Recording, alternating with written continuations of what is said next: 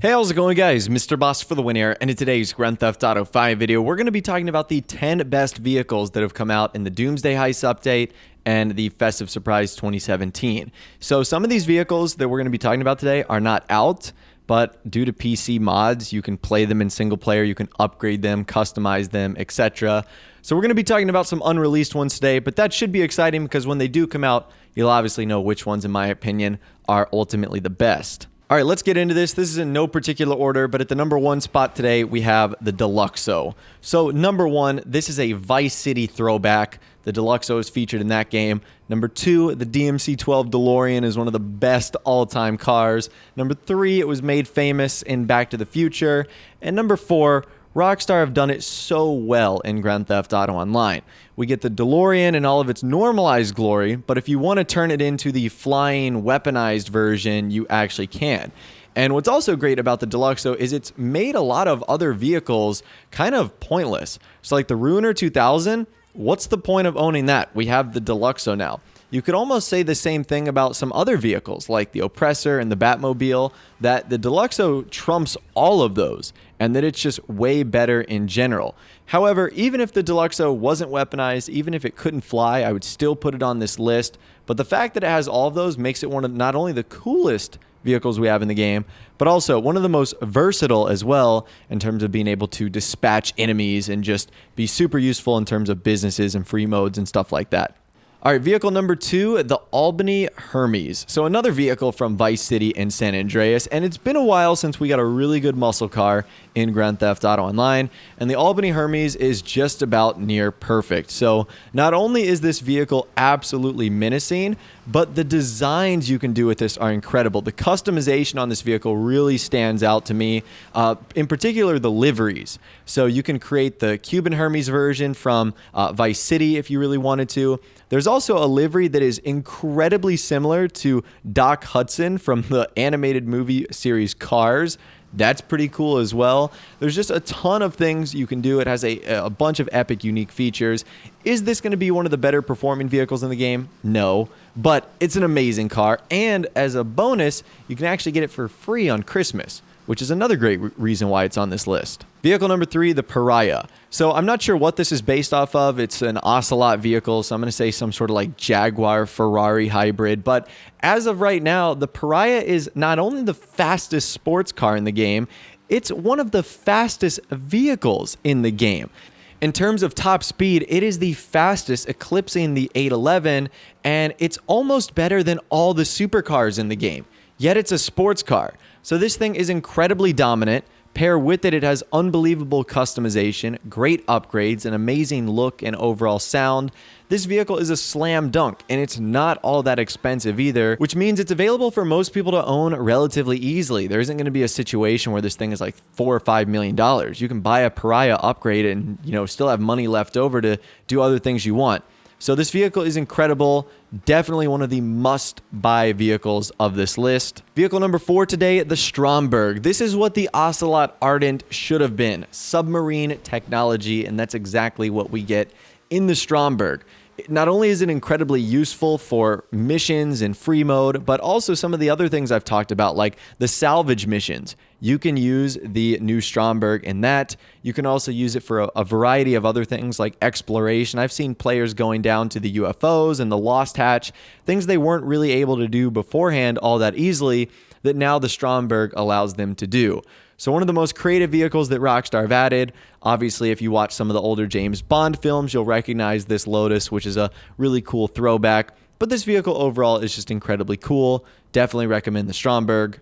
Vehicle number five today, the Sentinel Classic. So although I think this vehicle was placed in the wrong category, I'm not sure why it's a sports car, this is a beautiful vehicle. So not only was this featured in Grand Theft Auto 3, but it is back in an unbelievable way in Grand Theft Auto 5. I mean, it's got incredible customization. It has insane liveries. Really, the only downside to this vehicle is the fact that it's a sports car.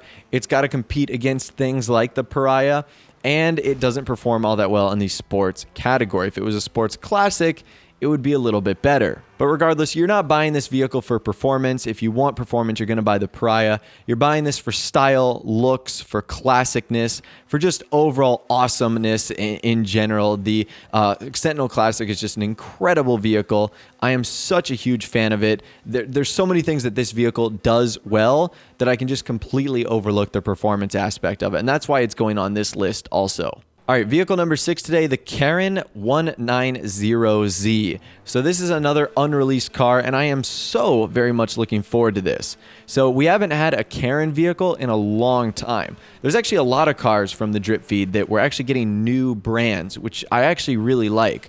So the Karen 190Z has amazing customization. It's a really cool car. I'm not going to lie. I'm a huge fan of it.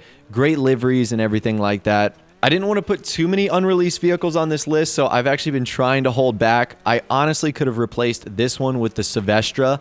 They're both like even for me in terms of which one I'm most definitely looking forward to. But the Karen 190Z is going to be an incredible car. I'm so excited for this, even if it is a sports classic, which I don't think is the most glamorous category in terms of racing or just people using in general. But this is going to be one epic vehicle, and I'm psyched for it. Okay, after that, we have the Avenger, the Air Moc of the sky. So the Avenger is one of the most useful, practical vehicles we have in the game. Not only can you modify your vehicles in there, a lot of the ones we saw from Doomsday Heist are updated in there. You can get the new Mark II weapons. There's so many features you can do, like autopilot and stuff like that. I mean, it's just an overall incredible, versatile vehicle. It's the better version of the MOC that has all the upgrades of being able to fly, which is obviously way better than traveling in a bulky trailer on the road. So you definitely need to invest in an Avenger.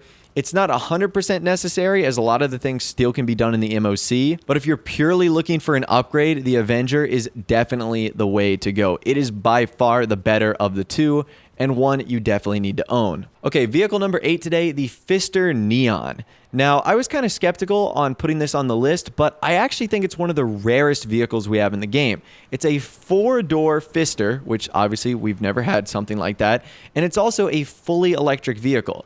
Now, we've seen Rockstar start to add stuff like this more and more. We've seen the Cyclone and the Raiden, which is based off a Tesla. So Rockstar is really going in the direction of electric cars, but the Neon is awesome. It has super cool customization. The only thing it really lacks is liveries, but it has awesome quirks and design to it. Like, for example, the Fister logo actually glows and lights up, which I think is kind of cool. So I'm definitely going to be looking forward to this vehicle. Out of the 2 Fister ones that are added, definitely way more looking forward to that than the upgraded Comet. So I think that this 4-door electric sports car is going to be really, really cool. After that, we've got the Vapid Reata. Now, don't laugh. I think this is one of the most underrated cars from this update. It is an off-road, almost modern Bronco, and it has some of the best customization in the game. The liveries are incredible, and the off-road suspension capabilities of this vehicle are nuts, bonkers.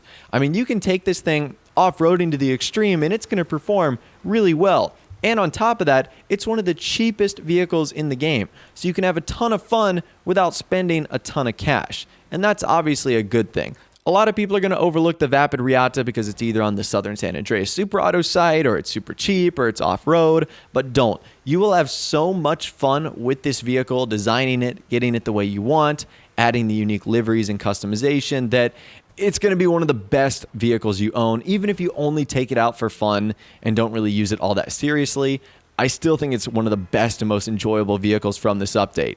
And finally, last but not least, at the number 10 spot today, the Canis Camacho, another unreleased vehicle. Now, the Camacho is this like crazy Jeep. Now, I'm not sure what it's based off of in real life, but this has unbelievable customization. And I'm talking about customization that doesn't exist on any other vehicles. Like, you can add shovels, axes, you can add weapon crates in the back, you can add duffel bags in the back, you can remove the doors. There's liveries like I've never seen before. Retro ones, there's camouflage ones. Like, literally when I say camouflage, I'm talking about like hunter camouflage, redneck tuxedo. It just looks incredible. It's got this really cool LED light bar at the top. I mean, this thing is one of the most menacing vehicles we actually have in the game. And another thing on top of it, it's incredibly cheap as well. The thing Rockstar did with the vehicles for the most part, at least the drip feeding ones, is they kept them for the most part on the not so expensive side, which is actually kind of great. That's always been the big issue with the drip feed cars is they're always really expensive, $2 or $3 million on the high end. On the low end, they're always at least upwards of $1 million. Not the case here. There's only a handful of vehicles like the supercar Overflawed that reaches close to $2 million. The rest are, for the most part, generally well priced. But anyways, that right there is the top 10 must-buy vehicles that I think you should own from the Doomsday Heist DLC and the Festive Surprise 2017 update. What cars would you remove from my list? What cars would you add to my list? I'd love to hear from you guys in the comments section down below. If you did go on to enjoy this video, though, a like rating would, of course, be awesome. And also, subscribe to my YouTube channel if you are new or you like daily GTA 5 videos like this. With all the way, guys, like I said, thanks so much for watching. Take care, and I'll see you guys in the next video.